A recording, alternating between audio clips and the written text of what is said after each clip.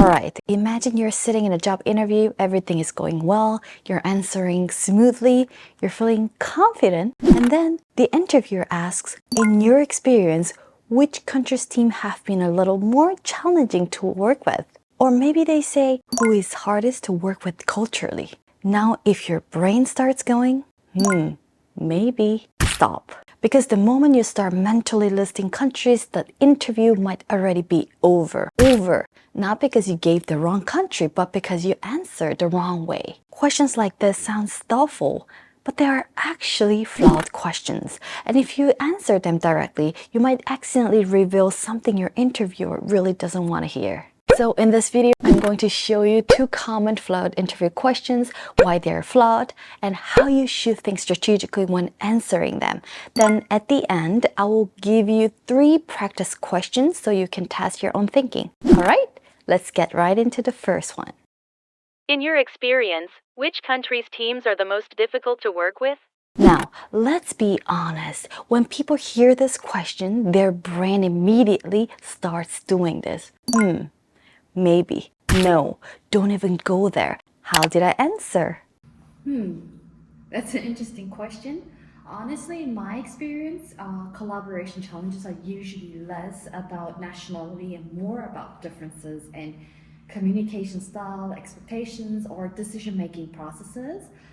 For example, when I work with international teams, I usually spend some time understanding how people prefer to communicate and how decisions are typically made.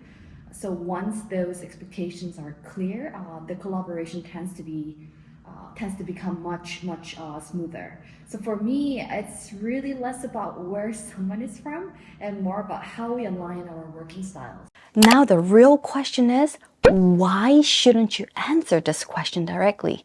What makes this question flawed? The hidden assumption here is that difficulty comes from nationality. But in reality, collaboration challenges usually come from things like how people communicate, how decisions are made, how hierarchy works in a team, or simply different personalities, not nationality. Yes, people who grew up in the same culture may sometimes share similar communication styles or habits, but that does not mean someone behaves a certain way because they are from that country. And more importantly, in a professional environment, the goal is to be culturally sensitive and culturally inclusive, which means we need to be careful not to build stereotypes into our thinking and also not to express them in our language. Now, interestingly, this kind of flawed question can appear in many different forms. Let's look at another one. In global teams, do you think direct communication is more effective?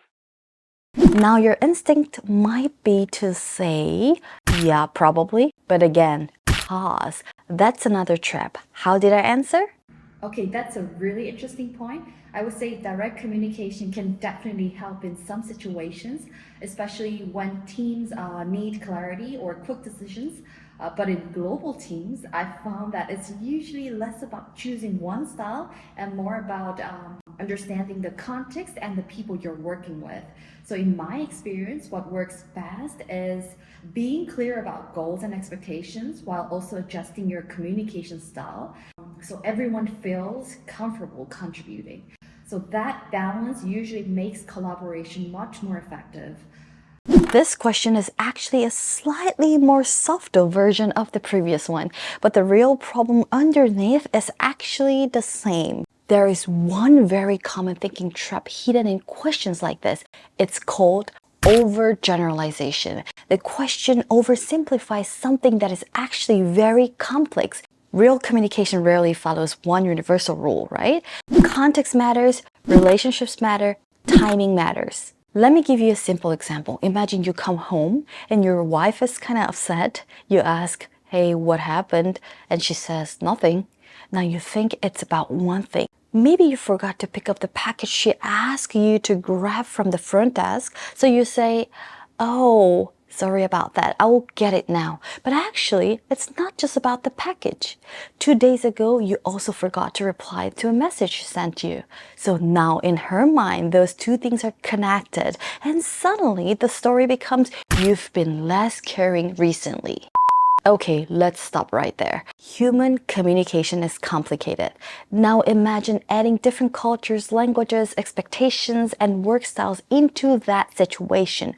Global communication becomes even more complex. And here's something interesting. Questions like this are actually a chance to stand out, because when you show awareness of this complexity, the interviewers start to see something else. They see someone who understands how people really work together, not someone who jumps to quick conclusions, but someone who can read situations, understand dynamics, and think carefully. And that's exactly the kind of thinking companies look for when they hire future leaders. Now, if you're watching this video, there is a good chance you're preparing for interviews. So let's actually practice together for a moment. In the next few minutes, I'm going to give you a few interview questions. When you hear the question, pause this for a second, think about your answer. If you can, say it out loud. Then after that, compare your answer with mine and see how you might refine it. All right, let's begin the practice round.